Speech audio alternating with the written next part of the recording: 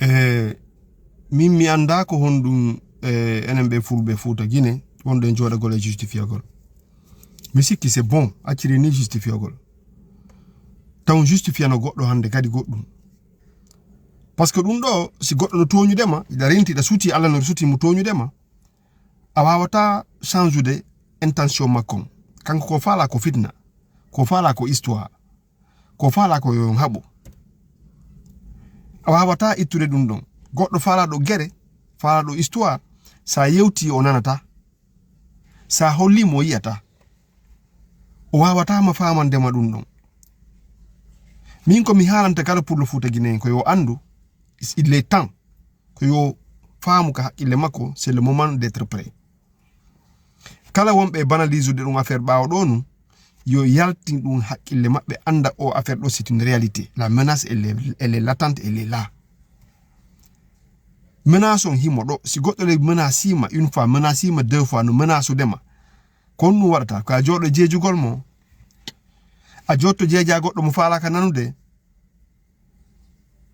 accen ɗaynidirgol accen ɗaynidirgol accen ɗaynidirgol hande ɗo ko gravité ko piyungu konto woni ko tawata hande hay autorité ji ɗin joni watti jonnude ɓe parole yoɓe yahuɓe wola ka RTG chose qui est très très très grave si tawi ɓe ƴetti parole on ɓe jonniɓe dans un média comme RTG ko tawata ko média public guinéen on tawata ondiji no wayru jusqu'à l'international on andi haray on andi gravité situation konto fewndi donc ala hande kadi ko justifié ɗo ala ko jeejom par ce que goɗɗo haɓɓaka Fouta goɗɗo gollinaka ronka yoɓede goɗɗo piyaka goɗɗo torturaka kala mo innuɗa ar gollaka an hande ma ar golliden a darata leñol makko a darata iwdi makko o gollay yoɓa fulɓe no gollande yimɓe ɓe yoɓude ɓe woɓɓe kadi kano arde ɓe wona fulɓe kano gollande fulɓe no yoɓude ɓe min mi ari konto probléme woni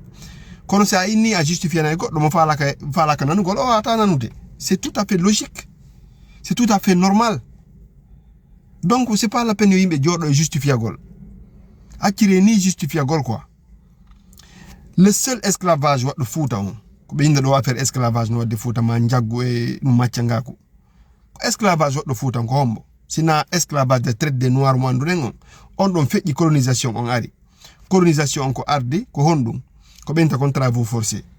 ko ɓenta kon ko corvée ko tawata ko siropore ɗum mawɓe ɓe wiyata siropore ko hombo woni sirali pore hay ko pullo Fouta hombo woni mawɗo mum sirinaka pore ono on yiɓe ɓe wolta fi ɗum ɗon ka ɓe wolta fi colonisation arabe ɓe wolta fi colonisation portoɓe ɓen ko argol ɗo ƴettade ka isolé ko tawata yimɓe ɗiɗo hoɗi duɓe hino haɓide fi leydi hay nene gotoɓe hara koɓe nene goto baba goto no wawi habde fi leydi no wawi habde fi domaine on titre fi domaine foncier mi anda ko honɗum ɗo en tout cas des détails de covoisinage de voisinage no wawi so tawi nun ko soobe jokka so tawi nun ko jam yimɓe faala mais saria no woodi si onno si goɗɗo kawtal ma waɗima goɗɗum immo yaha porta plainte ka saria on ñaawa hakkunde mo mais ɓe arta ɓe yeeto ɗo yimɓe no lettede Fouta yimɓe no torturede Fouta yimɓe no droit ji maɓɓe no kombo privé goɗɗo droit ji Fouta arrêté acce wattugol yimɓe layi fuuɓe siko on layi fuuɓe yimɓe en fulɓe Fouta ɓe nayi layi fuuɓe c'est ça la vérité on wawata intimidude goɗɗo on wawata hulɓinde goɗɗo ko il faut fulɓen kadi acca hulugol fulɓe Fouta Guinée yalte e confort acce innugol onon koye woni e confort on yalta e on esprit de confort ɗon andon aduna on hande ko fewndi ɗo ko jaggu jooɗora on yi hay dans les grandes démocraties internationales hande démocratie ko wiyete kon les grandes démocraties ko andano kon hande démocratie ala on yi puissance ji ɗin ko ɓe faala woɓe woni e waɗude on yi américain men ko faala woni e waɗude européen men ɗo ko faala woni e waɗude donc on anda ɗum fof no mari répercussion ji haa ka tawata africain ɓen koye maɓɓe kopioto fi démocratie si tawi noon joni leyɗe men ɗen hakkunde men ɗen leƴƴi ɗin tigi ɗe renti injustice on konto marɗon ko wullita ɗon justifié ɗon ala la seule alternative ko wonugol prêt no ɓe faala préparé ko yimɓe noon fi projet mo ɓe faala on andon c'est un projet réel qui est imminent qui est latent par ce que o projet men fuɗɗoke mi yewtugo dénoncegol o depuis fin ɗo Alpha Condé fendu men yaltane men wowla malheureusement lan andi kam communauté men ko défaut mabbe ko honno a yaltay wowla tun be wattama neddo puydo anda ko nda halde kon c'est une réalité, c'est un fait kono be jabata worane gol gonga sa yalti a wowli ko kambe tigi jotto anyama ataka ma yennama har ko fulbe be wonda défendude ben ko wari buy han défankino parce que son yi goddo ari kay o yetti 5 minutes 10 minutes 15 minutes o wadi vidéo o yewti on ko parce que hare mo mari mettu bernde himo renti mo sutti goddo mo renti danger parce que info yiden yidi la nyongol den yidi lagine den yo buttu ko dum pusta goddo wolugol do nafi fi yimbe jokka goddo yimbe no gollude do mo kalno mari famille no mari responsabilité no mari golle no mari salaire mo kala mo ala salaire mari ne hore mo business mo mari entreprise mo no gollante hore mo donc respectindire si tawi on wata itude vidéo jimbe saaki tondi nabondi ko do yawde don ton daro attaque wonbe denonsude ben parce que si fo jodi ke fanki si fo jodi ke inni min problème o mi mema ka taw parce que enen ko du woni problème o mi mema ka taw ma musiddo an on direct mema ka taw hay c'est très grave parce que dum yiwun en kadi ka fendo axe do fendo Alpha Condé ko mawbe piété rewbe violé hara fulbe no don à côté goto to ta watata ko ngol tulle nyol men mi goddo no meme no wade violence tawta yimbe imota ko daro dum harata yeyo imo ya ye jokka haajum bimmi nanya comme si de rien n'était bimmi nanyande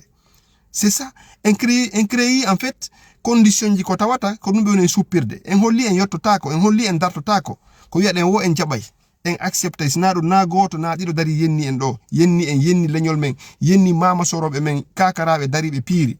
e hore dignité africaine so yimbe no wollo hande fi résistance e dum ko woni woni résistance buri alpha buri Bokar Biro na kanko tun soni drapeau français do ko on woni wadali ko goddo wala fi makko parce que enen tigi e mawninta yimbe men ben enen tigi e mawninta o en jogondira en jondirta dole donc be ko buttu mo maruden en bayden yidi enen buttu ko ngum buttu be fala yo accu be fala yimbe yo maayo yimbe yo sonjo yimbe yo rade yaltine na be men en camp de réfugiés aw ko dum fewndi musibbe ko dum woni projet mabbe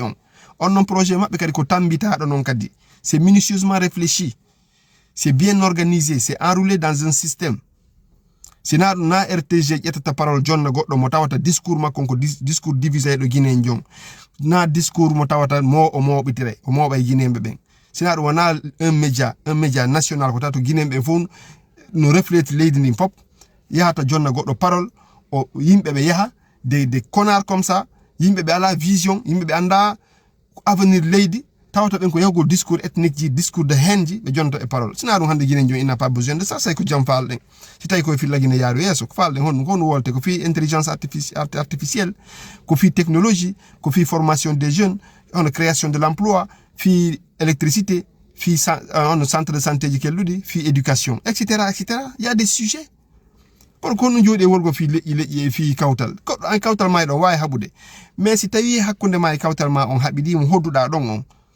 fi affaire leydi waddi on habtata ko min non ko henene goto be no habde fi leydi mais autorité ji no wodi ya e porton plainte do meton jettu généralise on dum non goddo non hino maccina hino sonja hino wada dum kombo sonja fuuta kombo sonji goddo fuuta holle goddo preuve konto yiwdon preuve de l'esclavage ko wadi leydi tawata ya pas de trace kala ko yiwdon cas d'esclavage wadi ya des traces andudo l'île de Gorée Sénégal dum non ko trace de l'esclavage wiete maison des esclaves son yehi Zanzibar son yehi Pamba son yehi ha Auschwitz to Treblinka Pologne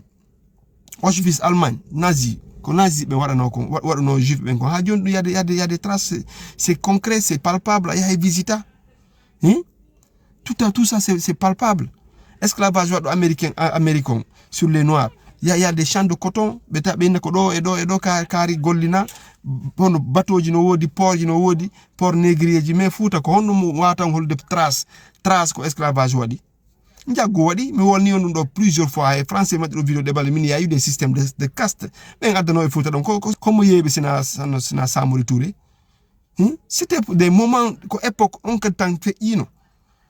c'est tout parce que goddo habbaka don goddo gollinaka don esclavage ko système de traite ko tawata a privé goddo liberté ji makko e droit ji makko gollinamo tawa essentiel ko hendoto ko recette ji faut ko an hen bénéficiaire si faut ko porto be wadno kon kongo makko be waddo ko men kon mi yewti o do nanen kon donc goddo ala ko yewta on son famata kono problème on ko yombe gono ka gouvernement woni e caution de dum fuddino non tan Alpha Condé ha jon ben kan ko gouvernement kesso do kadi hobbe gono der ton kadi c'est exactement les mêmes personnes on est préparé o dum min non ko min ta pour le Fouta Guinée to jor e justifier gol e wullitagol parce que wullitagol addantama jam ko dartagol tun adata jam il faut pour le Fouta duita hakkille mun dabbere mbuuri il faut pour le Fouta duita hakkille mun e duggol yaka goddo o darto ka makko ko men woni nodde yimbe yo iwu Sénégal iwu ko ala darto ka men ko ka men darto den piri de yimbe watta o wada lagine yimbe ben hetta droit ji mun din leydi lagine c'est aussi simple que ça doodagol e wullitagol ma jodagol e victimisagol sono amenen do meden noddi jam meden faala dum do mar coordination yewtale wona coordination tun do yewtude kala citoyen jogini hande pour le Fouta ino ma des responsabilités face aux menaces on de wadde do tout peuple doit se sentir concerné on a qu'à être responsabilité on yowa ina coordination c'est vrai que coordination doit yewtude mais c'est non ils sont soumis aux autorités wambe ko gouvernement ben fulbe jawon ko gouvernement comme on do no wona fi hay tweet so sta wala ko simple tweet capage wolta pour appeler à la paix hombo yudo no wona fi donc gouvernement ton be oustaz men yewta be do fi dina don yebe be yewta fi affaire o ka mandang jalon il parle jamais de ça ko fi affaire no fi affaire dewle be yewtata ko fi dum blogueur be godo ko no sina fi affaire musique jibe partageata ma yewtu go hollugol jiwbe ma ko jiwbe yata ama TikTok ji ko dum c'est-à-dire c'est voilà le problème parce qu'il dem banalise pi hunko mo kan no inni ko o da do wadude moi je veux pas apparaître au premier plan pour ne pas prendre des risques fulbe fo sous sa taje to go risque ji fulbe gine ben sous sa taje to go risque ji be fulbe mali be yimbe darti si be darta no ki hande be mali be rebe molino be fulbe Burkina kadi malgré que fendo ko oye jogi lamungo mais be dartade Nigeria pays ko tato fulbe non fo be dartoto ko pour le Fouta Guinée yidi confort pour le Fouta Guinée no yidi kanyum belle vie quoi kanko yo buttutu goddo awata wonde e o aduna Allah ande do an inna an ko yo buttutu miminata goto yo imo ya o wada gere o wada fitna o yawo dum no mais il faut on après nyande o ataka o ma nyande goddo arduma ni haramo andi mo ebbani kankadi haro jodaki tun e accitagol e yurmintinagol har hakkille makko ko fi mbuudu tun hiden suusi mbuudu ko mbuudu tun dabbugol mbuuri ko dum don tun enen woni priorité en fait a worata fi en avenir faybe mabbe on wiidi be mabbe men baawo don sibe jokkuno ngeygu mabbe tun be jokki neugol na'i mabbe tun ils allaient pas être de grands chefs mais créer un empire le Fouta théocratique ko tawata il y avait des dieux il y avait des dieux il y avait même des organisations enen ko Fouta théocratique ont inspiré un modèle occidental parce que démocratie quand même atti futi de Fouta alternance politique 2 ans ko enen na e porto ben copie den dum mo même be créer dum non voilà des hommes be wa eno guerre de conquête ji comme royaume jigo comme empire jigo c'est vrai il y a eu beaucoup d'empires beaucoup de royaumes il y avait des grands chefs mais enen kadi on faisait partie de ces grands chefs là donc godo wata ade minimiser dum hande do jetta do wobbe inna ko indépendance ko be waddi haro yabi des grands hommes comme Bokar Biro comme on wolde fi Bokar Biro hande personne comme c'est le premier attiré sur le drapeau français fulbe kadi jamfimo ko fulbe kadi yalti jamfimo parce que en ala solidarité en ala un combat commun en jogondira pour un combat commun mo kalno inna min tank mi memaka tank si do memaka min c'est pas grave o banaliser donc ko dum piji din do don change de parce que be do wana sama kala be woni be na fi jundaru be woni si on sikki be ko sama kala be woni nyande go be juhayen je vous le dis mi ne yewti on nebi on wola ngolundo si tayi pour le Fouta be wonali pré ka hakkille mabbe be anda dum do be na sama kala be joki combien de ko geseli jelo ful geseli jelo fulbe sunna baskot do ko geseli na yimbe jelo soppa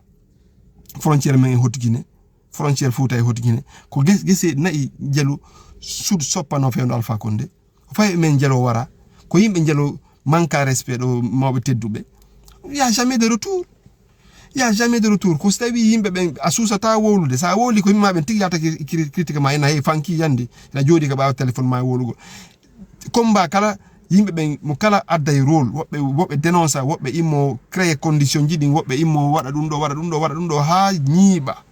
no be woni sensibiliser de be non ka réseaux sociaux ji ka média ji non enen ka den wata jodo go ronko sensibiliser de yimbe membe après le travail ça doit être un travail collectif mo kala engagé yimbe engagé anda dum do c'est quelque chose qui est réel et qui est imminent si tawi yimbe ben fulbe wonali prêt ka hakille mabbe andugol ils sont sous projet génocidaire contre leñol mengol Fouta hala ya joni non rien compris say on hakille mon ha joni ko yogol banta ciudi dabba continue dabbugol mbudi nyande go tumbe moto be rabe sunna dum fop be arabe lancha fop hara woni un investissement perdu na ala kadi suttugol dogol yago ka goddo parce que ani seedo joni pam jamanu dogude kadi ya investir Sénégal be abe investir Côte d'Ivoire comme autant de Sékou Touré ko in erreur jiro den évitude de répéter les mêmes erreurs goddo ka mun dartoto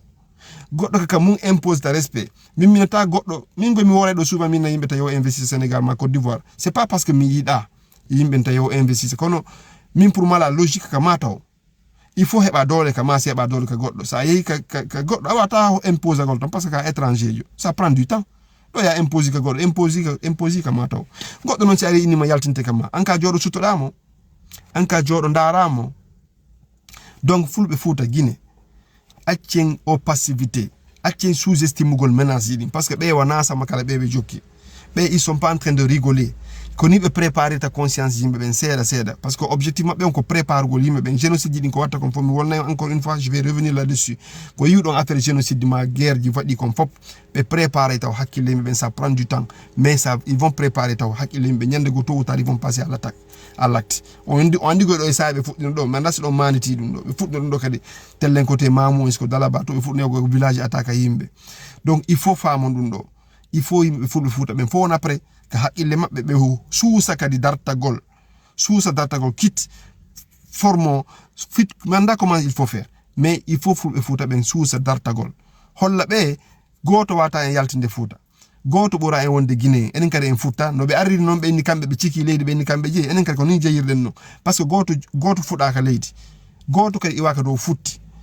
mo kala mo yuda la Guinée il est venu de quelque part di bebe yeton di il faut que ancien empire jini empire Soso empire Massina empire Soray empire du Mali dum faut disloquer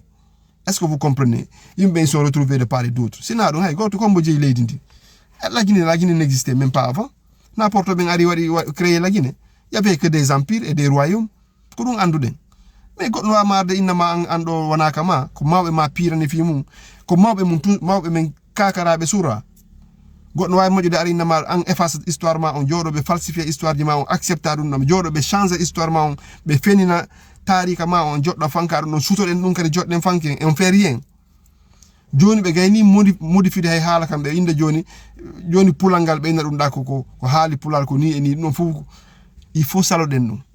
be essayer déjà be effacer tarika men on be jetti mawbe men kakara be watti be traître be joni on image donc hara be joni kadi image on ko enen retard ni Guinée ko enen divise Guinée enen heure ji din foko enen rien n'est positif fi histoire de la Guinée on ne peut pas accepter ko woni o goddo non sa no dimo e jam ano dimo yo yewtu famotiron ano dimo vraiment fi yo mojo ata yo fala qu'est-ce que tu vas faire kon warata ka continuer e jodagol e wullugol ko en jod e indugol e on veut be fala kapé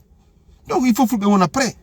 be anda dum do si ari nyai pullo kala ko woni ka adna do ko yo immo hota la Guinée o dara ka résistance il faut appeler à la résistance nyande guerre memmini wo fulbe kala ko won dans le monde min je suis prêt hakkunde Allah mi wori mi ma je suis prêt yawgo sacrifier fi pour le foot parce que mi l'union angol avant tout je laisserai pas passer ça fulbe wonbe à travers le monde il faut be wona prêt nyande wadi pam fulbe faut pas ils sont capables de débarquer ko be yurata wono be arabe darto parce que il n'est pas question que goddo yaltena goddo Fouta ça c'est pas possible si on acci don di pays continuer ni bay ko mi halni on noko responsable même ben ko armée be worata responsable même ko gouvernement be worata les chefs religieux sous ta wolde peut-être qu'arabe huli bay ils sont sur place ko hay cadre men go be wolata jon sen acci dum do hanyande go wadi pam ko kan de réfugiés be woloyta ko kan de réfugiés hare ko ne fe de Centrafrique ko fe Burkina ko fe Mali ko hare ko dum fe yote ko do limen hare ko dum fe yote ko do limen à un moment donné il faut imposer le respect min non do o vidéo do kadi je l'adresse à kala Foutan kebe marbe poste de responsabilité du gouvernement kala mardo contact et mardo do en tout cas lien jiton il faut faire quelque chose il faut pas se taire il faut dire quelque chose jodagol fankatum cautionner injustice cautionner ko suti kon c'est quelque part banaliser le risque parce que risque il est là on fait le risque il est là ce n'est pas quelque chose que tawata ko accigol dum yara ni tout ou tard ça va péter ko non marno ko mi yewtan